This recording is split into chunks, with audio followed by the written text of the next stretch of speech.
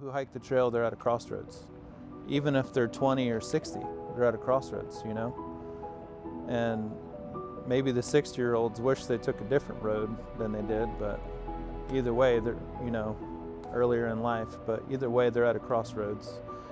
You know, somebody told me one time when I was hiking the trail that you're either looking for something or you're running from something. That's why you hike the trail, I guess. I mean, it seems pretty much true. But either way, I don't think you can. I don't think you can hike the trail and not be affected by what you experience.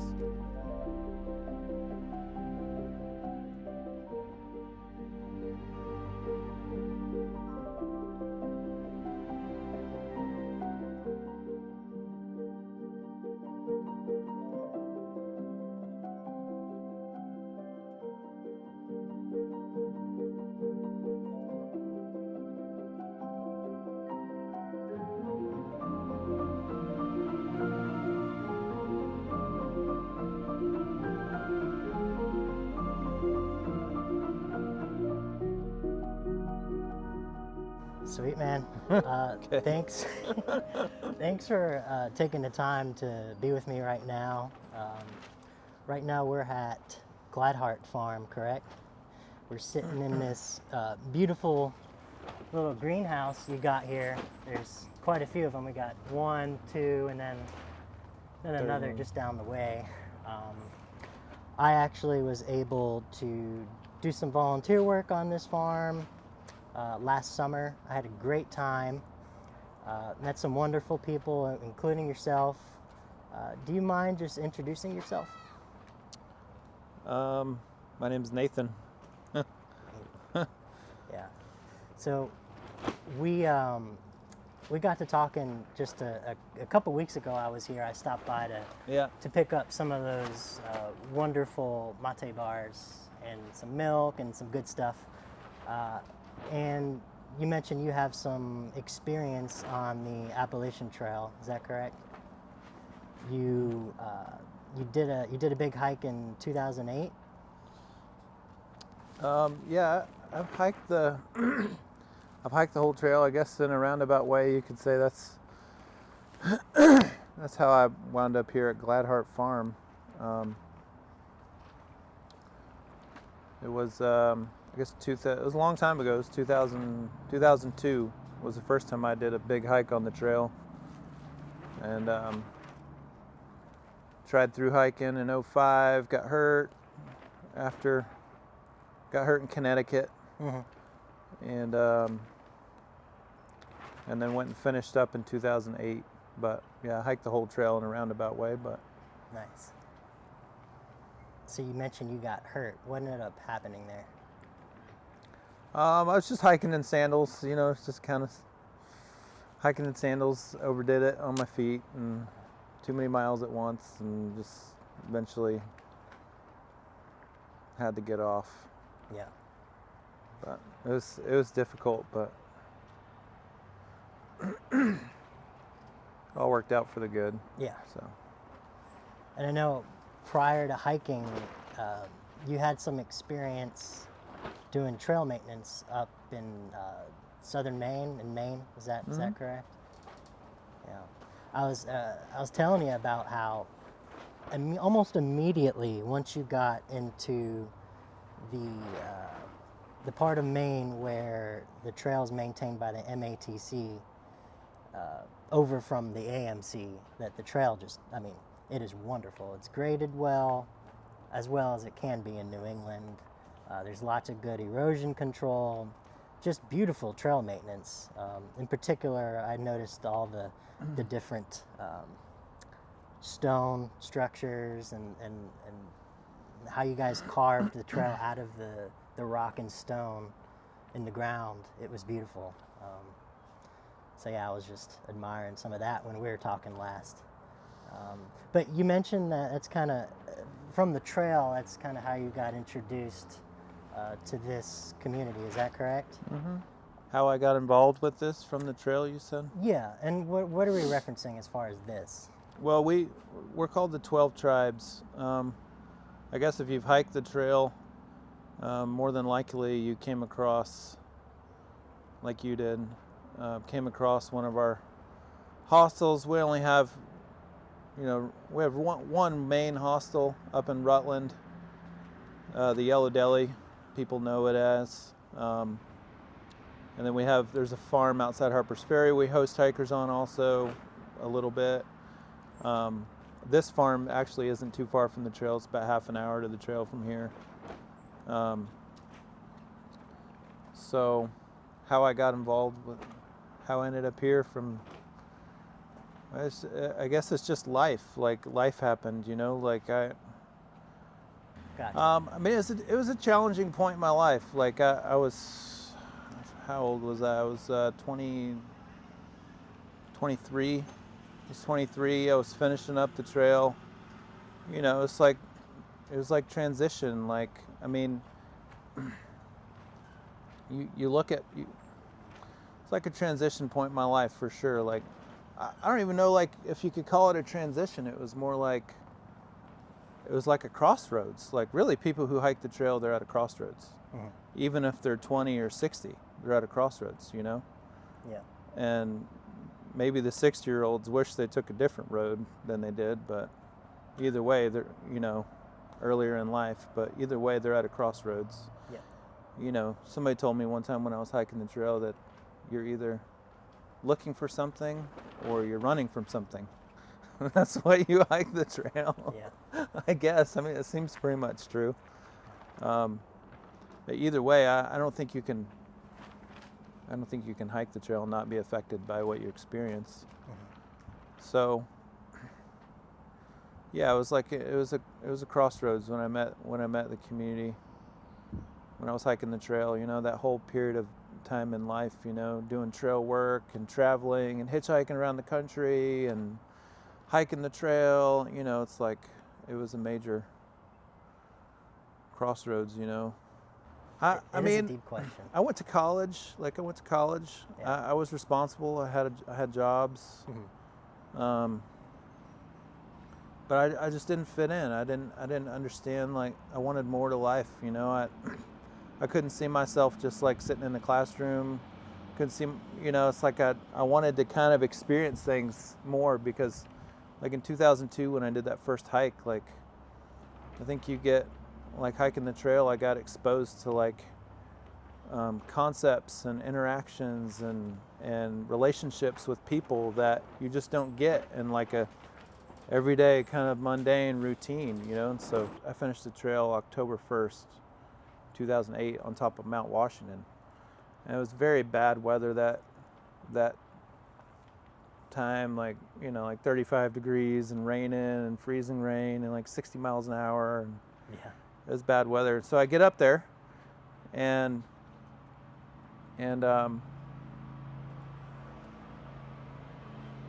I hiked south. I ended up finishing southbound that little area.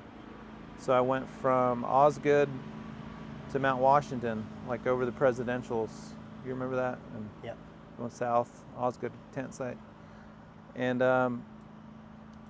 like nowhere to even get out of the rain. Like I was like hypothermic when I like finished, really. And I get up there, and I'm in top hiking shape because I've been doing trail work and hiking and in Maine. And I get up there and I make it to the summit, and it's all over. It's finished. Like, and I find someone to come out in the like sideways 60 mile an hour freezing rain to come take my picture, and it was like the biggest accomplishment of my life.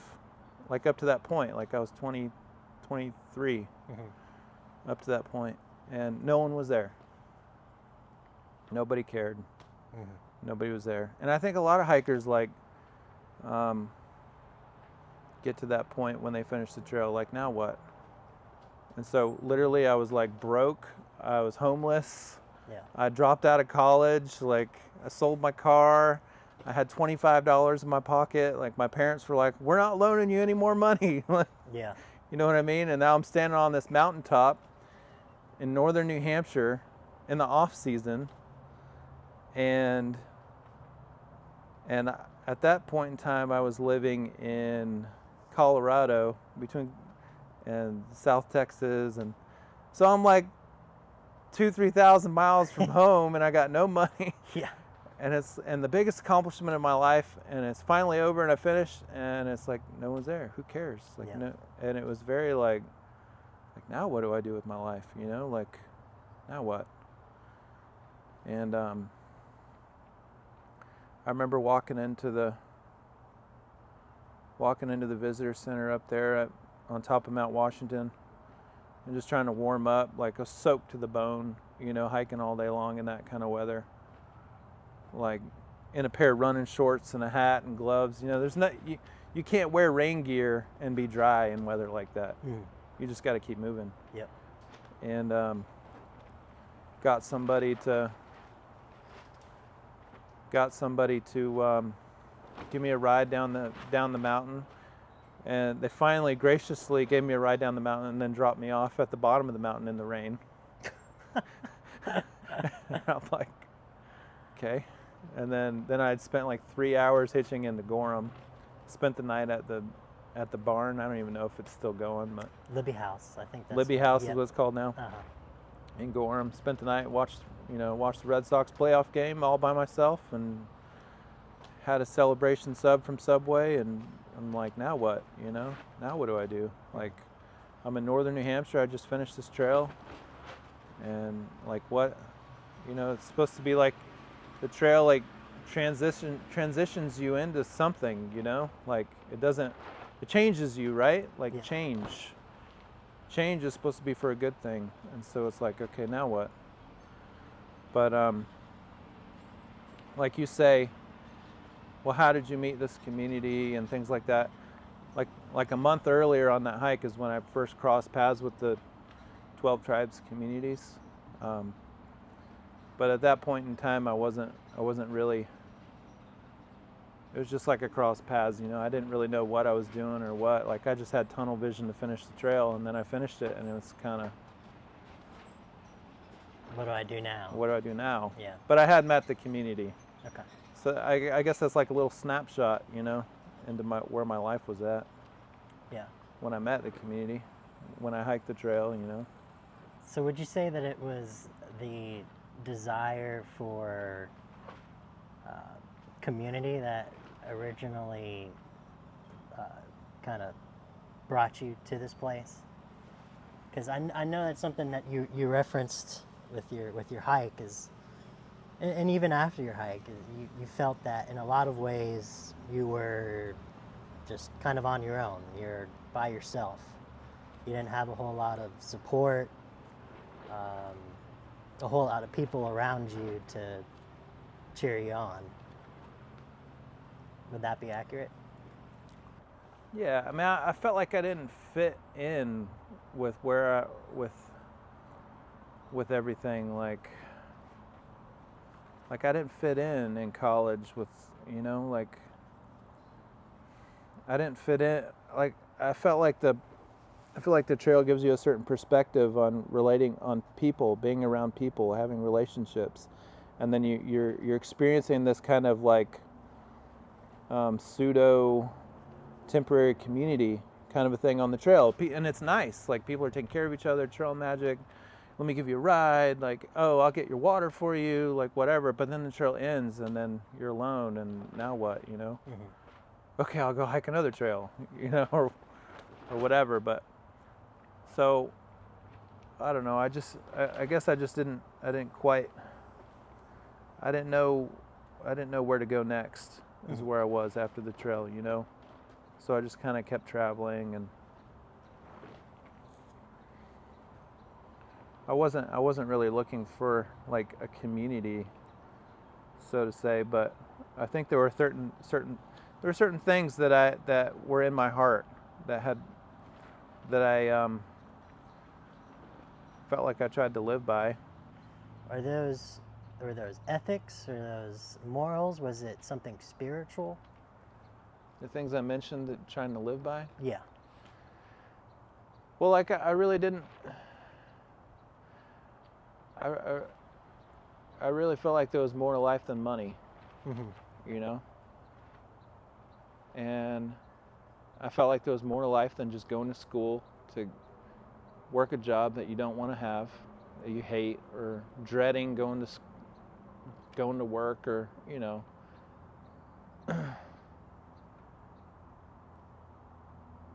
it just seemed like a lot of interactions with people seemed kind of shallow, and hey, how's it going? Oh, I'm great. Like Yeah. that. I don't know how to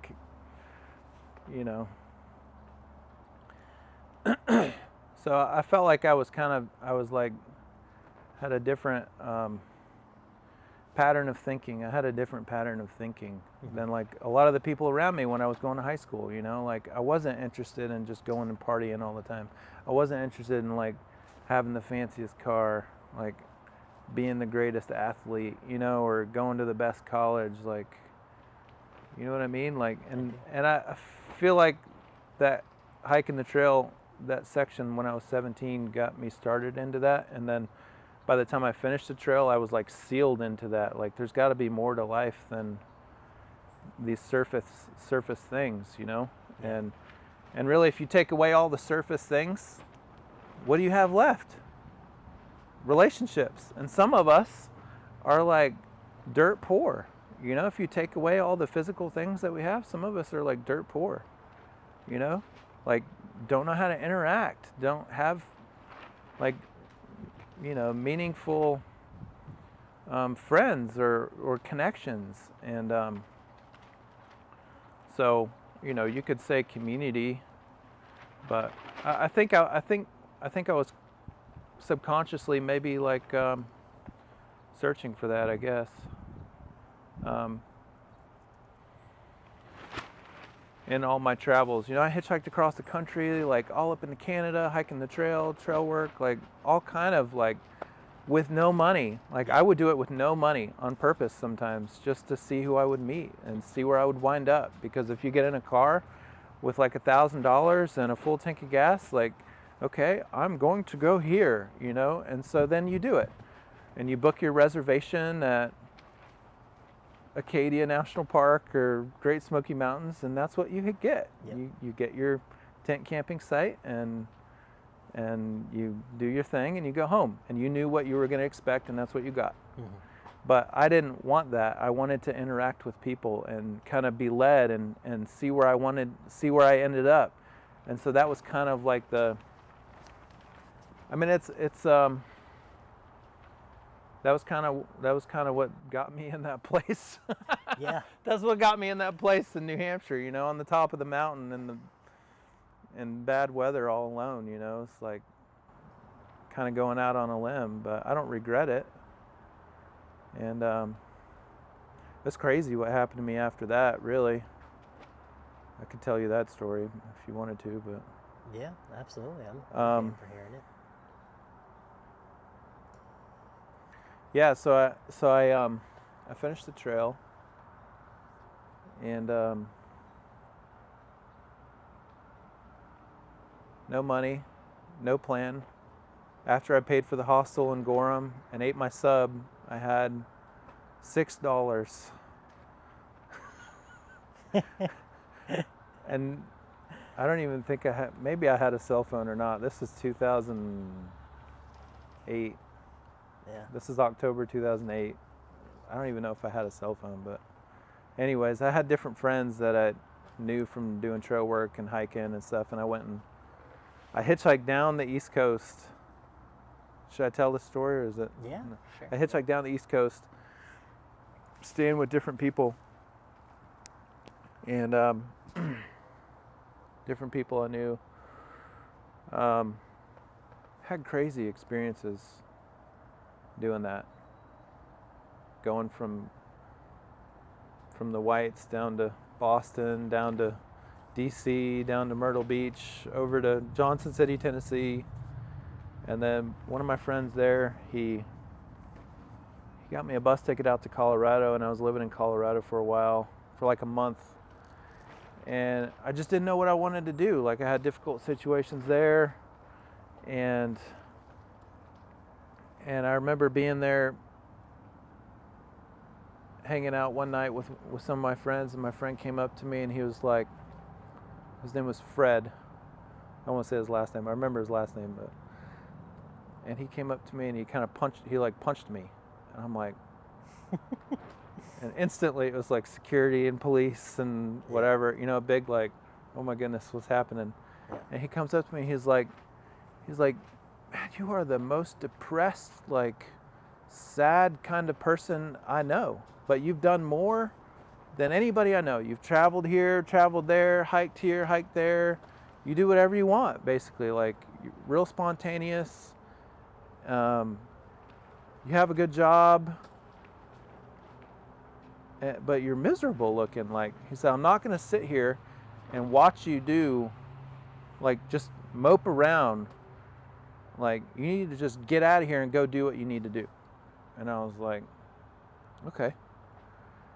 And I had like $3 or $4 grand saved up at that point, real quick, because I wasn't paying for rent or anything. And so I blew it all because I really believe that. Like, if I take off with no money, like I'm gonna be led in a certain way, you know. Whereas if I take off, and I'm not saying for everybody to go do this. This is just what I did. This is just my thing.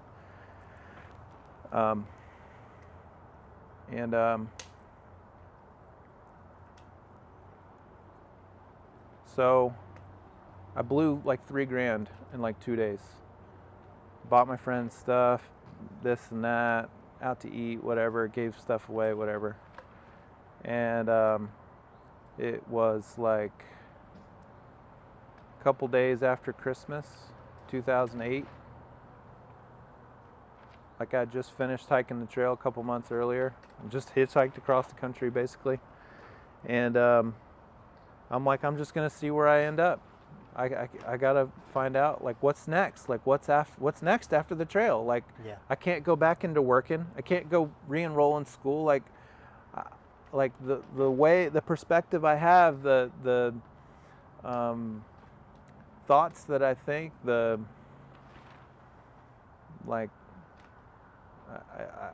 just couldn't do it anymore. You know, like, so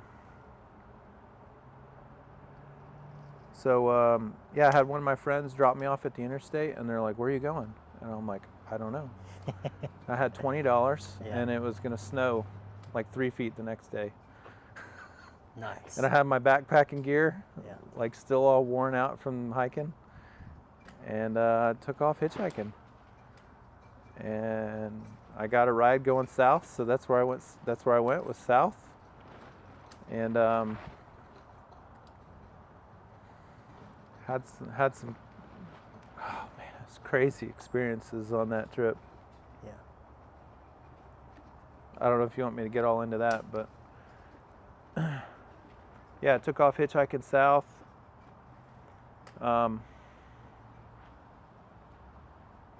Got picked up by these people in southern Colorado, spent a couple weeks with them in the mountains. Hitchhiked down to West Texas. One of my friends picked me up, took me to Vegas. We were in Vegas for a little bit, and then just didn't go well there. You know, all the while I'm just kind of like, what am I doing? Like, and I'm kind of like burnt a little bit from being on the road for like the last year, living out of my backpack. Mm-hmm. And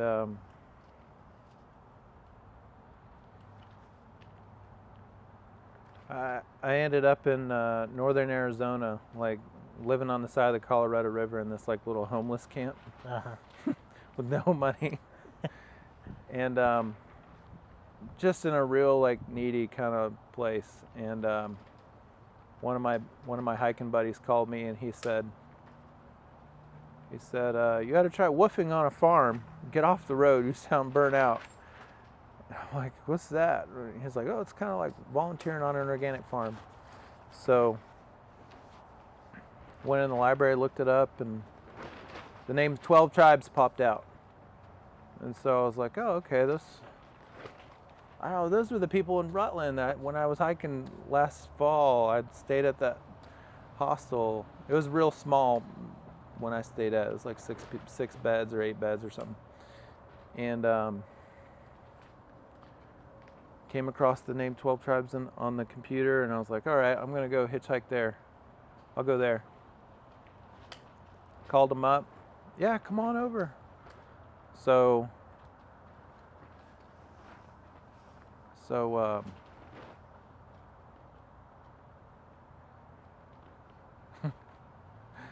then I start hitchhiking towards Southern California, which is where the closest community was. And I'm hitchhiking through Vegas. I go through Vegas, spend the night in this rest stop kind of place outside of Vegas.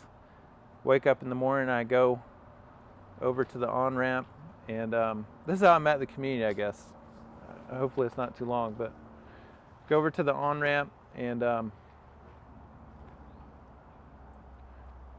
this big black military school bus pulls up. It's like 6:30 in the morning, and he stops and opens the doors. And I didn't even have my thumb out or nothing. I think I was like brushing my teeth on the side of the off ramp or something, on ramp, you know.